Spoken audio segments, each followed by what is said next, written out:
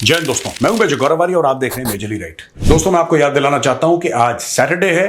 अब इसमें याद दिलाने वाली क्या बात है, आज है सैटरडे और आज शाम 6 बजे मेरा फिर से लाइव होने वाला है। अब आप बोलेंगे मेजर साहब इसमें क्या याद दिलाने वाली बात है, मैं ये भी, लेकिन हमारा फर्ज है आपको याद दिलाना कि आज शाम को 6 बजे आप होंगे और हम होंगे, आपके सवाल होंगे और मैं आपके सवालों का जवाब दूंगा।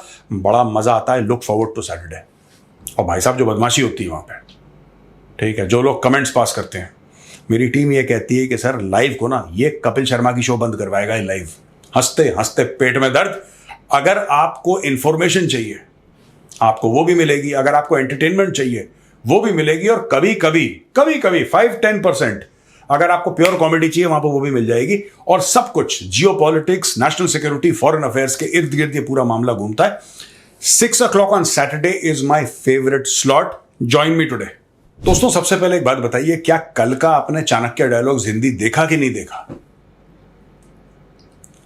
नीचे लिंक है। और मैं चाणक्य डायलॉग्स हिंदी की बात मेजरली राइट पे क्यों कर रहा हूं? मैं इसलिए कर रहा हूं क्योंकि कल मैंने चाणक्य डायलॉग्स पर एक भविष्यवाणी करी थी और आज वो सच निकल गई।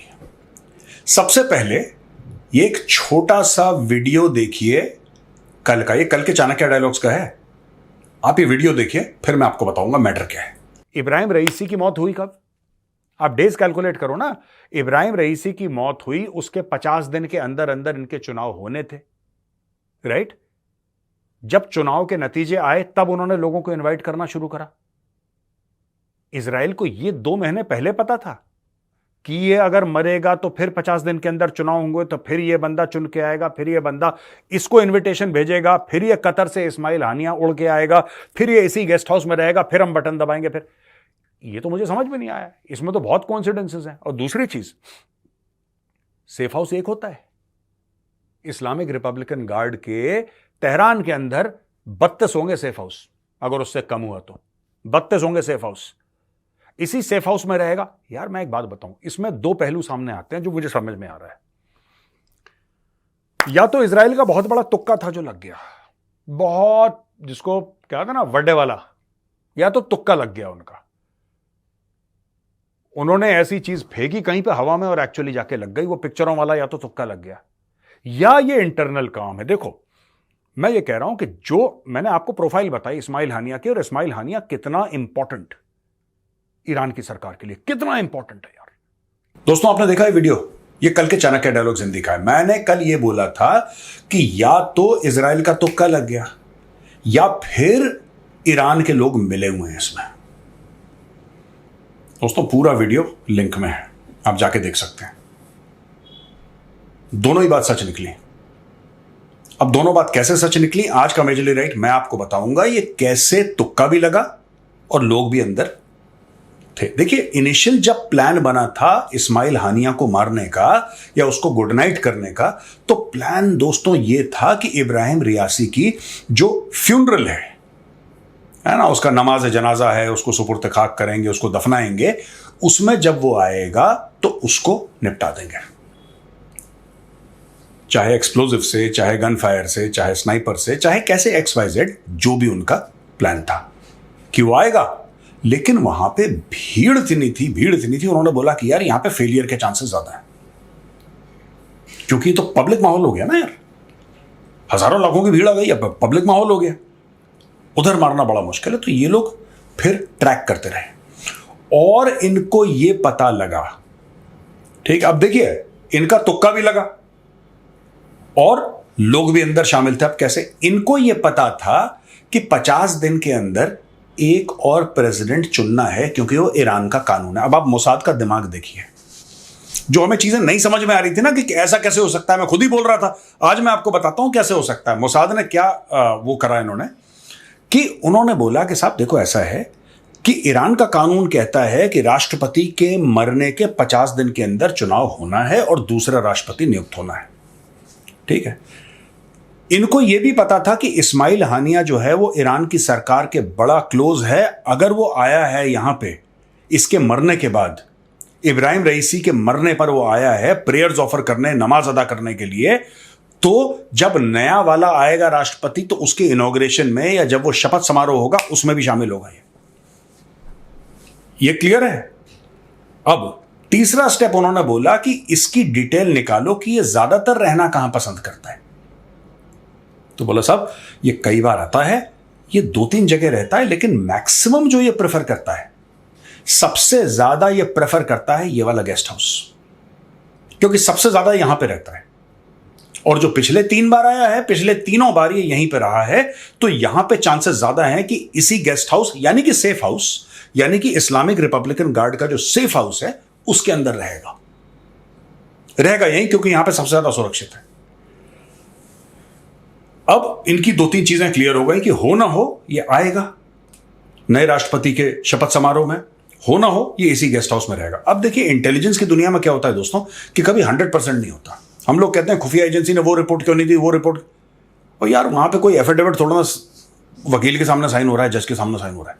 आपको खबरें मिलती है, फिर आप एनालाइज करते हो कि क्या परसेंटेज चांसेस हैं। इजराइल को यह पता लग गया, मोसाद को यह पता लग गया कि ये जो है ये आएगा 90% और 90% यहां पे रहेगा। अब जब उनको पता लग गया तो फिर उन्होंने 3 अलग अलग, क्योंकि उसमें अलग अलग बेडरूम है, आपको ये नहीं पता, ठीक है वो इस बेडरूम में सोया पिछली बार, पर अगर वो कहता मैं इस बेडरूम में सो जाऊं तब आप क्या करोगे, right? What will you do then? आप तो कुछ नहीं कर सकते। आपने एक में बम लगाया, आपने एक में अपना एक्सप्लोजिव लगाया, आईडी लगाया, लेकिन वो दूसरे कमरे में सो रहा है। हो सकता है दीवार गिर जाए, थोड़ी सी चोट, लेकिन बिल्कुल ही उसका गुड नाइट हो जाए, इसकी गारंटी क्या है? तो इजरायलियों ने 2 ईरानी पकड़े। अब मैं आपको बताता हूं इसमें बढ़िया बात। ये जो इन्होंने ईरानी पकड़े हैं भाई साहब, ये इन्होंने बम लगाया अंदर, और ये अंसार अल महदी ये एक प्रोटेक्शन यूनिट है। और ये जो प्रोटेक्शन यूनिट है, ये जैसे कि अलग अलग जगह होते हैं ना, सिक्योरिटी सर्विसेज कहीं पे होती हैं, या कहीं पे कहते हैं कि ये सीक्रेट सर्विस है अमेरिका में जो प्रोटेक्ट करती है, या इंडिया में एसपीजी है, या फिर आप पहले एक ज़माने में देखते थे ब्लैक कैट कमांडो घूमते थे वीआईपीज के साथ, और आप और देशों में अलग अलग सिक्योरिटी यूनिट्स देखेंगे। तो ईरान की है अंसार अल महदी के 2 लोगों को मोसाद ने खरीद लिया।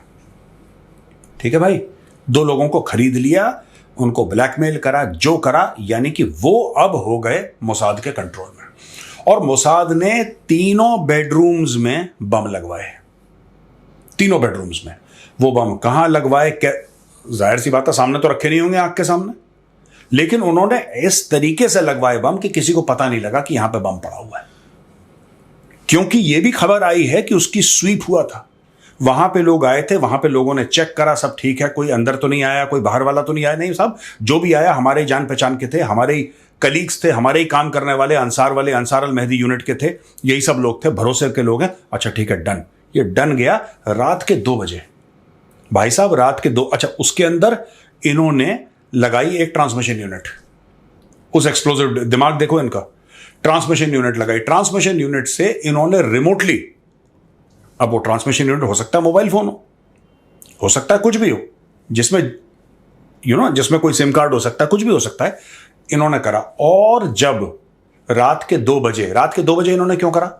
रात के 2 बजे भाई इसलिए डेटोनेट करा क्योंकि देखो अगर आदमी लेट भी सोता है, इनको सब पता है कि इस्माइल हानिया की हर एक की हैबिट्स होती है ना।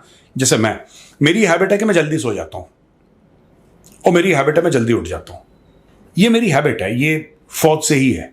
जब मैं फौज में था तो ये हर एक इंसान की हैबिट होती है। कुछ लोग होते हैं जो बहुत देर they keep on, they sleep very late. कुछ लोग होते हैं 2-2, 3-3, 4-4 बजे सोते हैं, फिर वो दोपहर के 10-12 बजे तक। इस्माइल हानिया का इन लोगों को पता था कि स्लीपिंग पैटर्न क्या है। इनको यह पता था कि ये सोता कब है, जागता कब है। र्यूमर ये भी है दोस्तों, और ये सिर्फ अफवाह है, और इसके बारे में बाकी सब जो मैंने बताया ये मीडिया ने कवर करा है, मैं सुनी हुई एक अफवाह बता रहा हूं, और ये चल रही है इजराइल में सोशल मीडिया पे। ठीक है, मैंने कोशिश करी कंफर्म करने की, लेकिन मैं इसका कंफर्मेशन आपको नहीं दे सकता कि ये सच है कि गलत है। लेकिन मुझे ऐसा लगा कि हो ना हो, ये भी हो सकता है, 50% इसका भी चांस है, तो इसलिए मैं आपके साथ शेयर कर रहा हूं। लोग कहते हैं इस्माइल हानिया स्मार्ट वॉच पहनता था, और लोग कह रहे हैं कि जो टेक्निकल सर्विस है इजराइल की, मोसाद के अंदर एक टेक्निकल, जो बिल्कुल हार्डकोर टेक्निकल लोग हैं, उसमें से कई लोग MIT के पढ़े हुए हैं, जो दुनिया की जिसको टॉप टेक्निकल यूनिवर्सिटी कहते हैं, Massachusetts institute of technology, MIT के पढ़े हुए हैं और लोकल यूनिवर्सिटीज के पढ़े हुए हैं, टॉप टैलेंट लोग। कहते हैं किसी तरीके से उन्होंने इस्माइल हानिया की स्मार्ट वॉच हैक करी। अब ये र्यूमर है, सच है, मुझे नहीं पता। भाइयों ने उसकी स्मार्ट वॉच हैक करी, ऐसा लोग कह रहे हैं।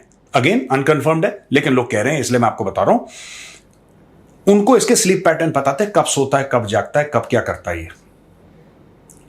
और जब इनको ये कंफर्म्ड हो गया कि इसको सोए हुए 1-1.5-2 घंटा हो गया है, ये बिल्कुल गहरी नींद में है, बहुत दूर से किसी ने बटन दबाया और इसका गुड नाइट कर दिया। अब दोस्तों, इस्माइल हानिया का हो गया गुड नाइट। यहां पे शर्म के मारे ईरान में, जिसको कहते हैं लोग, छाती पीट रहे, यार आपका मेहमान मारा गया। वेस्टर्न कल्चर में यह नहीं होता। अगर मेहमान मारा गया तो फिर किसने मारा, क्या है, क्राइम सीन है। मेहमान मर गया, इट्स अ क्राइम। मैं आपको बताता हूं, वेस्ट और ईस्ट के कल्चर में, आप लोगों को तो पता ही है, ज्यादातर लोग जो मेरी बात समझ रहे हैं वो किसी देश के भी हों, ठीक है, जो हिंदी समझते हैं या हिंदी के और जो हैं सिमिलर लैंग्वेजेस जो समझते हैं, उनको पता है मैं क्या बोल रहा हूं, इसलिए मैं ज्यादा इसको एक्सप्लेन नहीं करूंगा। लेकिन वेस्ट में अगर आपके घर में कोई गेस्ट है और वो मारा जाता है तो इट्स अ क्राइम। ईस्ट में क्राइम तो है, वो उससे ज्यादा बेइज्जती की चीज है कि यार आपके घर मेहमान का ये हो। ये ईरान को बेइज्जती महसूस हो रही है। और ईरान ने दोस्तों अरेस्ट करे हैं लोग। ये देखो, ये कहता है कि 2 दर्जन यानी कि करीब 24 से ज्यादा लोग इन्होंने अरेस्ट करे हैं। ये न्यूयॉर्क टाइम्स की रिपोर्ट है। और senior Iranian intelligence officers, military officials and staff at IRGC run guest house, यानी कि जो सेफ हाउस था, Iranian fear a major security breach within high ranking officials. जो ये अच्छा, सिक्योरिटी गार्ड को एनलिस्ट करा।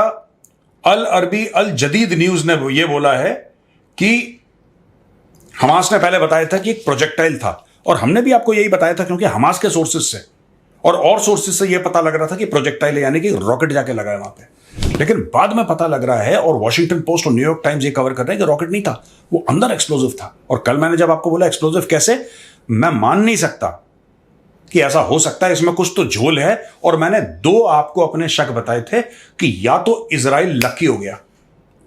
लकी कैसे हुआ वो इजराइल? उसका तुक्का कैसे बैठा? तुक्का ऐसे बैठा कि जो 2, 4, 5 लोकेशंस में वो रहता था, सबसे ज्यादा इसी सेफ हाउस, इसी गेस्ट हाउस में रहता था। तो इजराइल का तुक्का था कि वहीं पे आके रहेगा ये, क्योंकि यहां पे उसको सबसे ज्यादा अच्छा लगता है। और दूसरी चीज जो मैंने बोली थी, अंदर वाले लोग हैं, वही अंदर वाले लोग पाए गए। अब बड़े बड़े लोगों का, जिसको कह रहा है ना हेड्स आर बीइंग चॉप्ड, मतलब मेटाफोरिकली बोलते हैं, जाहिर सी बात है कि एक्चुअली नहीं हो रहा कुछ चॉपिंग, बट अब बड़े बड़े हेड्स आर रोलिंग यार, heads are rolling in Iran. और सब लोग ढूंढ रहे हैं किसने कर दिया, कौन इसका इंचार्ज था, तुमने चेक नहीं करा। जब होता है, जाहिर सी बात है। लेकिन इजराइल को जो काम करना था दोस्तों, इजराइल ने कर दिया। आपने एक और बात नोट करी है, यह भी शायद कल्चरल है, मुझे नहीं पता क्या है।